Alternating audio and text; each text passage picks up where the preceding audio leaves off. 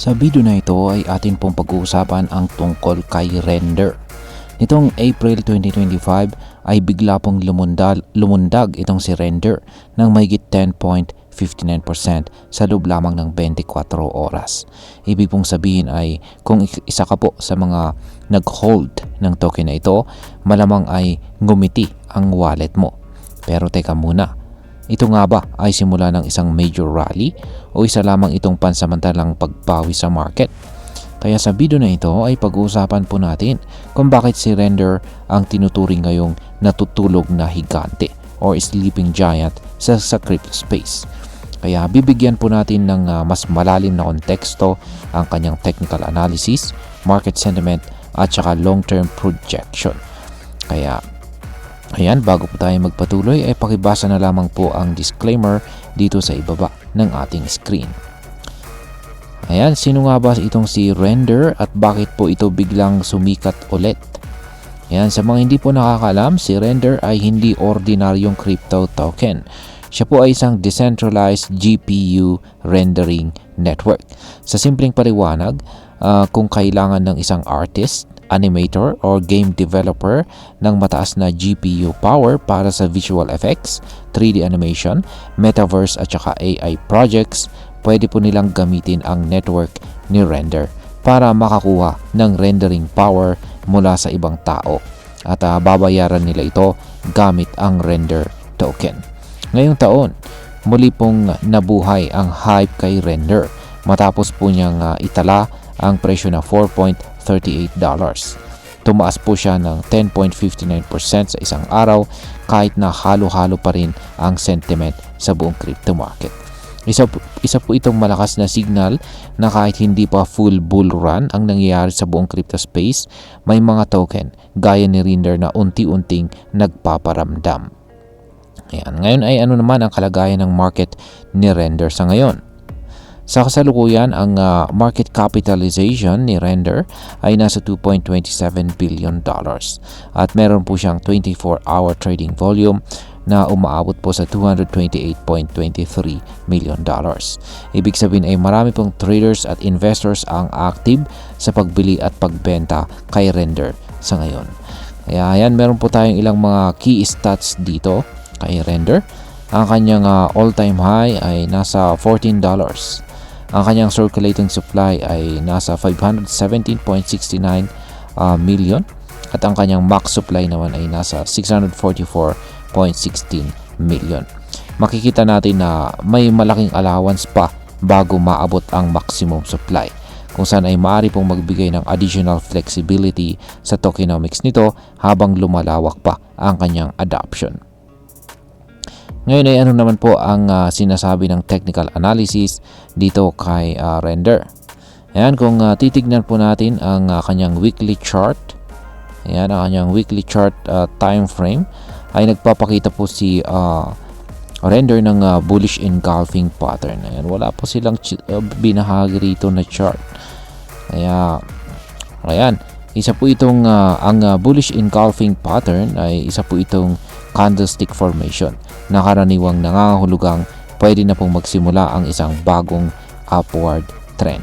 Ibig sabihin ay maaari pong nakuha na ulit ng mga bulls ang control at kung magpapatuloy po ang momentum, posibleng maabot po ni Render ang kanyang $14 na all-time high.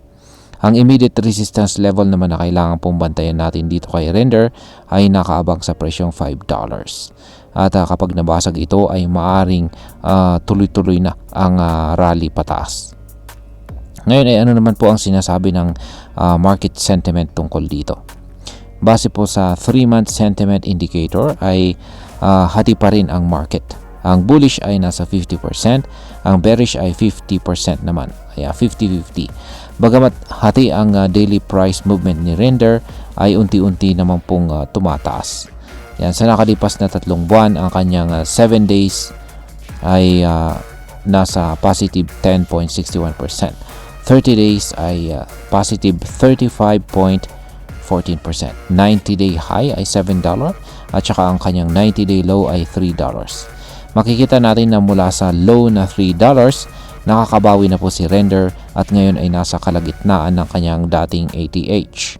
Hindi ito biglaan. pero consistent ang kanyang pag-akyat. Isang sinyalis na posibleng may accumulation phase na nangyayari. Ayan, dito naman po tayo sa short term at saka long term na forecast para kay Render. Ayan, para sa short term ay ang mga tinatayang presyo ni Render sa mga susunod na buwan ay sa April 21, 2025 ay aabot ito sa 4.58.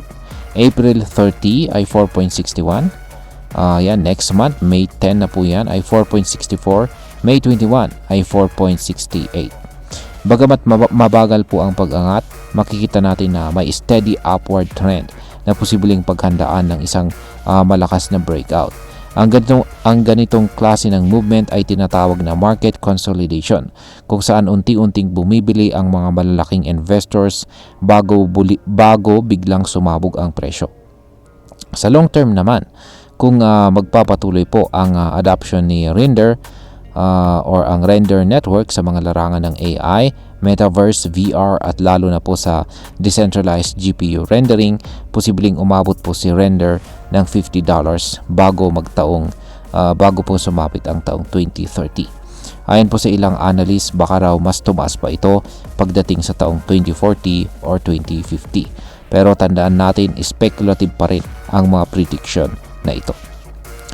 Ngayon is pag-usapan na po natin ang posibleng maging epekto nito para sa atin bilang mga Pinoy crypto traders or investors ni Render. Para sa atin dito sa Pilipinas, ang naaktibong nakiki-join sa crypto market, ang pag-angat po ni Render ay isang paalala na hindi lang si Bitcoin o Ethereum ang dapat nating bantayan. May mga altcoins tulad po ni Render na tahimik pero may malalim na utility at technology ginagamit sa real-world applications. Sa mga naghahanap po ng medium to long-term investment na may solid use case, pwedeng tingnan po natin itong si Render bilang isa sa mga potensyal na sleeper pick. Pero syempre, lagi pong may risk sa crypto.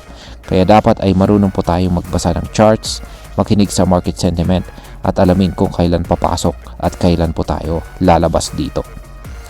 Yan, bilang panghuli, ang masasabi ko naman tungkol dito ay sa totoo lamang po, si Render ay isang underdog na may malaking potensyal.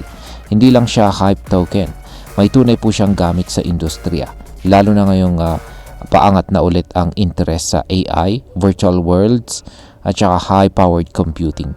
At kung totoo ngang nagsisimula na ang panibagong wave ng innovation sa Web 3, posible po talagang si Render ang isa sa mga unang susulong. Hindi lang ito basta crypto na umakyat dahil lamang po sa chismis. Meron siyang real-world value at habang dumarami ang gumagamit ng Render network, mas tataas po ang demand para sa kanyang token. At ayun, hanggang dito na lamang po tayo sa video na ito mga ka-crypto. Maraming pong salamat sa panonood. Ingat po tayo lagi at God bless po sa ating lahat.